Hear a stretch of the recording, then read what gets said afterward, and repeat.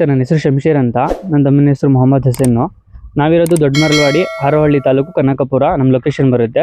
So ನಾವು 2 ವರ್ಷದಿಂದ ಜೇನು ಕೃಷಿನ ಮಾಡ್ತಿದ್ದೀವಿ. ಸೊ ಇದು ರೀಸೆಂಟಾಗಿ ಮಾಡ್ತಿದ್ದೀವಿ. ಸೊ ಮುಂಚಿಂದನೂ ನಮ್ಮ ಒಂದು ರೈತ ಕುಟುಂಬ ಆಗಿರೋದ್ರಿಂದ ನಾವು ನಮ್ಮ ಹತ್ರ ರೇಷ್ಮೆ ಇದೆ, ಮತ್ತು ಕೋಳಿ ಸಾಕಾಣಿಕೆ ಇದೆ, ಕುರಿ ಸಾಕಾಣಿಕೆ ಇದೆ. ಸೊ ಈಗ 2 ವರ್ಷದಿಂದ ನಾವು ಜೇನು ಕೃಷಿನ ಟ್ರೈನಿಂಗ್ ತೊಗೊಂಡು 2 ವರ್ಷದಿಂದ ಜೇನು ಕೃಷಿನ ಮಾಡ್ತಿದ್ದೀವಿ. ಮತ್ತು ಜೇನು ಕೃಷಿ ಮಾಡಬೇಕಂದ್ರೆ ಯಾವ್ಯಾವ ಉಪಕರಣಗಳು ಬೇಕು ಅಂತ ಇಲ್ಲಿ ನೋಡಿ. ಸೊ ಮೊದಲನೇದಾಗಿ ಜೇನು ಪೆಟ್ಟಿಗೆ ಬೇಕಾಗುತ್ತೆ. ಸೊ ಈ ಜೇನು ಪೆಟ್ಟಿಗೆಯಲ್ಲಿ 2 ಬಾಕ್ಸ್ ಬರುತ್ತೆ. ಸೊ ಒಂದು ಬಂದ್ಬಿಟ್ಟು ಸೂಪರ್ ಚೇಬರ್ ಅಂತ ಕರೀತಾರೆ. ಇದನ್ನು ತುಪ್ಪ ಎಕ್ಸ್ಟ್ರಾಕ್ಟ್ ಮಾಡೋದಕ್ಕೆ ಯೂಸ್ ಮಾಡ್ತಾರೆ. ಸೊ ಕೆಳಗಡೆ ಬಂದ್ಬಿಟ್ಟು ಸಂಸಾರದ ಕೋಣೆ ಅಂತಾರೆ. ಸೊ ಮೂರನೇದಾಗಿ ಹನಿ ಎಕ್ಸ್ಟ್ರಾಕ್ಟ್ ಮೆಷಿನ್ ಅಂತಾರೆ ಇದನ್ನು. ಸೊ ಜೇನುತುಪ್ಪ ತೆಗಿಯೋಕ್ಕೋಸ್ಕರ ಇದನ್ನು ಯೂಸ್ ಮಾಡ್ತಾರೆ. ಅದಾದಮೇಲೆ ಮುಖ ಪರದೆ ಅಂತಾರೆ, ಅಂದರೆ ಮುಖಕ್ಕೆ ಹಾಕ್ಕೊಂಡು ಜೇನು ಹುಳ ಕಚ್ಚಿಲ್ದೇ ಇರೋ ರೀತಿ ಇದನ್ನು ಯೂಸ್ ಮಾಡ್ತಾರೆ. ಅದಾದಮೇಲೆ ಗ್ಲೌಸು. ಸೊ ಈ ಉಪಕರಣಗಳು ಮಾಡಿಕೊಂಡು ನಾವು ಜೇನು ಕೃಷಿನ ಸ್ಟಾರ್ಟ್ ಮಾಡ್ಬೋದು. ಮೊದಲನೇದು ಬಂದು ಮುಖ ಪರದೆ ಅಂತ ಇದೊಂದು ಬೇಕಾಗುತ್ತೆ. ಅದು ಬಿಟ್ಟರೆ ಮೇಲೆ ಜೇನು ಪೆಟ್ಟಿಗೆ ಬೇಕಾಗುತ್ತೆ. ಇದು ಬಂದು ಕ್ಯಾಪು, ಇದು ಬಂದು ಸೂಪರ್ ಚೇಂಬರ್ ಅಂತ ಹೇಳ್ತೀವಿ, ಇದು ಬಂದು ಬ್ರೂಡಿಂಗ್ ಚೇಂಬರ್ ಅಂತ ಹೇಳ್ತೀವಿ. ಅದ್ರ ಕೆಳಗಡೆ ಬಂದು ಅಡೆಮಣೆ ಅಂತ ಬರುತ್ತೆ. ಅದಾದ್ಮೇಲೆ ನೆಕ್ಸ್ಟು ಮೂರನೇದಾಗಿ ಇದು ಎಕ್ಸ್ಟ್ರಾಕ್ಟರ್ ಬೇಕಾಗುತ್ತೆ, ಹನಿ ಎಕ್ಸ್ಟ್ರಾಕ್ಟರ್ ಅಂತ ಕರಿತೀವಿ ಇದಕ್ಕೆ. Harvest machine. ಅದಾದ್ಮೇಲೆ ಗ್ಲೌಸ್ ಬೇಕಾಗುತ್ತೆ. ಇಷ್ಟೇ. ಬನ್ನಿ ಈಗ ನೆಕ್ಸ್ಟು ಅಲ್ಲಿ ಪ್ರಾಕ್ಟಿಕಲ್ ಆಗಿ ತೋರಿಸೋಣ. ಬನ್ನಿ ಈಗ ಪ್ರಾಕ್ಟಿಕಲ್ ಆಗಿ ಎಲ್ಲ ತೋರಿಸೋಣ. ಸೊ ಮೊದಲನೇದಾಗಿ ಈ ಥರ ಪೆಟ್ಟಿಗೆ ಬರುತ್ತೆ, ಒಂದು ಸ್ಟ್ಯಾಂಡ್ ಬರುತ್ತೆ ಕೆಳಗಡೆ. ಸೊ ಇಲ್ಲಿ ಗೇಟ್ ಅಂತ ಇರುತ್ತೆ, ಅಂದರೆ ಎಷ್ಟೇ 1000 ಹುಳ ಇದ್ರೂ ಈ ಗೇಟಿಂದನೇ ಒಳಗಡೆ ಹೋಗ್ಬೇಕು, ಈ ಗೇಟಿಂದನೇ ಹೊರಗೆ ಬರಬೇಕು. ಸೊ ಅದಾದಮೇಲೆ ಇದನ್ನು ಬ್ರೂಡಿಂಗ್ ಚೇಂಬರ್ ಅಂತಾರೆ, ಸಂಸಾರದ ಕೋಣೆ. ಸೊ ಇದನ್ನು ಸೂಪರ್ ಚೇಂಬರ್ ಅಂತಾರೆ. ಸೊ ಇದನ್ನು ಕ್ಯಾಪು. ಸೊ ಈ ಸೂಪರ್ ಚೇಂಬರಲ್ಲಿ ಮಾತ್ರ ಜೇನುತುಪ್ಪನ ಸ್ಟೋರೇಜ್ ಮಾಡುತ್ತೆ.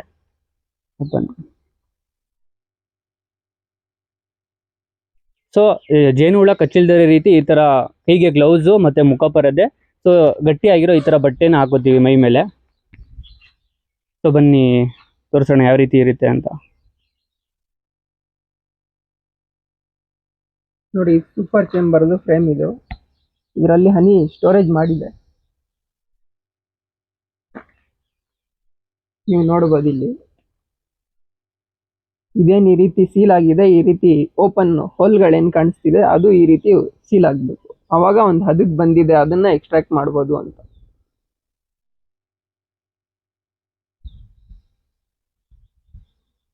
ನೋಡಿ, ಇದು ಬಂದು 6 ಫ್ರೇಮ್ ಬಾಕ್ಸು. ಇದರಿಂದ ವಾರ್ಷಿಕವಾಗಿ ಒಂದು 3 ರಿಂದ 4 kg ಹನಿನ ಎಕ್ಸ್ಟ್ರಾಕ್ಟ್ ಮಾಡ್ಬೋದು. 6 ಫ್ರೇಮ್ ಬಾಕ್ಸ್. ಸ್ಟಾಪ್ ಮಾಡಿ. ಬನ್ನಿ ಈಗ ಸೂಪರ್ ಚೇಂಬರ್ ನೋಡಿದ್ರಲ್ಲ, ಈಗ ಬ್ರೂಡಿಂಗ್ ಚೇಂಬರ್ನ ಓಪನ್ ಮಾಡಿ ತೋರಿಸ್ತೀನಿ ಹೇಗಿರುತ್ತಂತ. ನಾವೆಷ್ಟು ಸ್ಮೂತಾಗಿ ಹ್ಯಾಂಡಲ್ ಮಾಡ್ತೀವಿ ಅಷ್ಟು ನಮಗೆ ಒಳ್ಳೆಯದು. ನೋಡಿ, ಇದು ಬಂದು ಬ್ರೂಡಿಂಗ್ ಚೇಂಬರು. ಸೊ ಅದಾದಮೇಲೆ ಜೇನು ಕೃಷಿಯಲ್ಲಿ 4 ಪ್ರಭೇದವಾದ ಜೇನು ಇದೆ. ಸೊ ಮೊದಲನೇದು ಬಂದ್ಬಿಟ್ಟು ಹೆಜ್ಜೇನು, ತುಡುವೆ ಜೇನು, ಮುಜ್ಜಂಟಿ ಜೇನು ಮತ್ತು ಕೋಲ್ ಜೇನು. ಸೊ ನಾವು ಸಾಕಲಿಕ್ಕಾಗೋದು ತುಡುವೆ ಜೇನು ಮಾತ್ರ. ಯಾಕಂತ ಅಂದರೆ ತುಡುವೆ ಜೇನು ಕತ್ಲಲ್ಲಿ ವಾಸ ಮಾಡೋದು. ಸೊ ಆದ್ದರಿಂದ ನಾವು ಈ ಪೆಟ್ಟಿಗೆ ಈ ರೀತಿ ಮಾಡಿ, ಸೊ ಆ ಜೇನನ್ನು ಇದ್ರ ಒಳಗಡೆ ಕತ್ಲಲ್ಲಿ ವಾಸ ಮಾಡುತ್ತಲ್ಲ, ಸೊ ಆದ್ದರಿಂದ ಇದನ್ನು ಸಾಕ್ತೀವಿ. ಸೊ ಅದಾದಮೇಲೆ ಮುಜ್ಜಂಟಿ ಜೇನು ಸಾಕ್ಬೋದು. ಸೊ ಇದು ತುಡುವೆ ಜೇನು.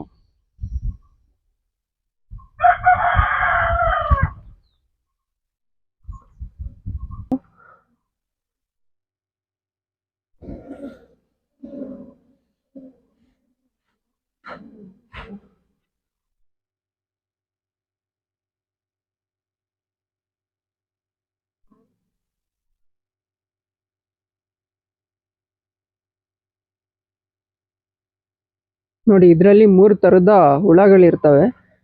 ಇಲ್ಲಿ ಏನು ನೀವು ಅಬ್ಸರ್ವ್ ಮಾಡ್ಬೋದು, ಕಾಣ್ತಿದೆಯಲ್ಲ, ಇದು ಬಂದು ವರ್ಕರ್ ಬೀಸು. ಇದ್ರ ಜೊತೆಗೆ ಗಂಡುನೊಣಗಳು ಇರ್ತವೆ.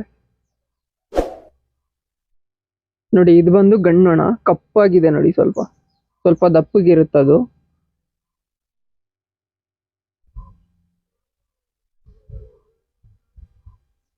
ಅದಾದ್ಮೇಲೆ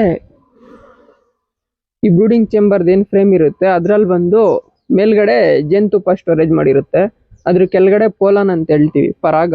ಆ ಪರಾಗನ ಸ್ಟೋರ್ ಮಾಡಿರುತ್ತೆ. ಅದ್ರ ಕೆಳಗಡೆ ಬಂದು ಕ್ವೀನ್ ಮೊಟ್ಟೆ ಇಡ್ತಾ ಇರುತ್ತೆ.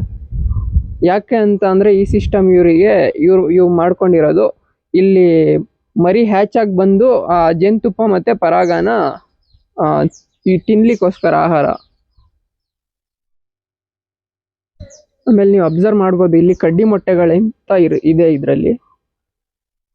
ವಿತಿನ್ 24 hours ಒಳಗಡೆ ಇಟ್ಟಿರೋ ಮೊಟ್ಟೆಗಳು ಕಡ್ಡಿ ಮೊಟ್ಟೆ ಅಂತ ಹೇಳ್ತೀವಿ ನಾವು ಇದಕ್ಕೆ. ಈ ಸೈಡ್ ಇದೆ ನೋಡಿ.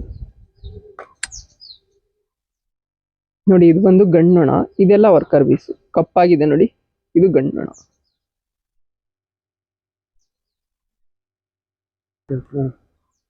ಅದಾದ್ಮೇಲೆ ಇದೇನು ಈ ಏರಿಯಾ ಸಮವಾಗಿ ಏನು ಸೀಲ್ ಆಗಿದೆ, ಇದು ಬಂದು ಹೆಣ್ಣು ನೊಣದ ಮೊಟ್ಟೆ. ಇದು ಕೆಲಸಗಾರ ನೊಣ ಆಗಿ ಹೊರಗೆ ಬರುತ್ತೆ.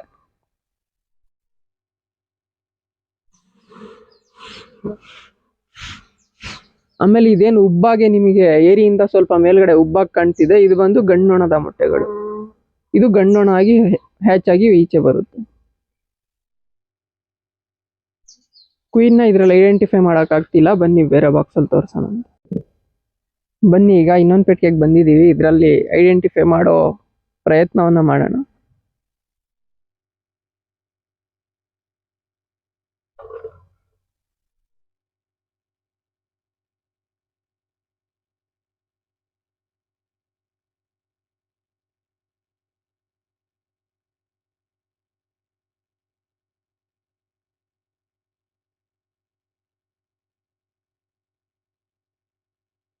ನೋಡಿ ಇಲ್ಲಿದೆ.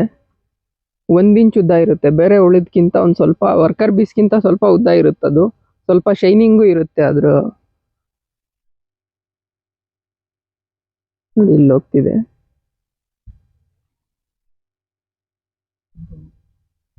ಅದ್ರ ಕೆಲಸ ಏನಿಲ್ಲ, ಈಗ ಖಾಲಿ ಹೋಲ್ ಎಲ್ಲಿ ಸಿಗುತ್ತೆ ಅಲ್ಲಿ ಮೊಟ್ಟೆ ಇಡ್ಬೇಕು ತಕ್ಷಣ. ಅದು 1 ಗಂಟೆಗೆ 2000 ಮೊಟ್ಟೆ ಇಡೋ ಕೆಪಾಸಿಟಿ ಇರುತ್ತದೆ.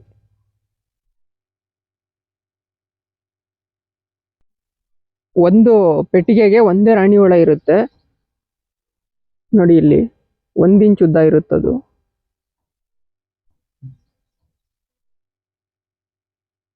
ಇದು ಬಂದು 3 ವರ್ಷ ಬದುಕುತ್ತೆ ಕ್ವೀನ್.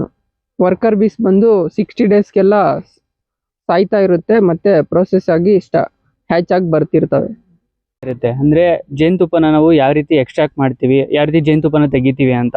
ಸೊ ಮೊದಲನೇದಾಗಿ ಈ ರೀತಿ ಜೇನ್ ಈ ರೀತಿ ಕಟ್ಟಿರುತ್ತೆ, ಅಂದ್ರೆ ಇಲ್ಲೆಲ್ಲ ಫುಲ್ಫಿಲ್ ಮಾಡಿರುತ್ತೆ. ಈ ಫುಲ್ಫಿಲ್ ಮಾಡಿರೋದನ್ನ ನಾವು ಈ ಮಿಷಿನ್ ಅಲ್ಲಿ ಹಾಕ್ತಿವಿ.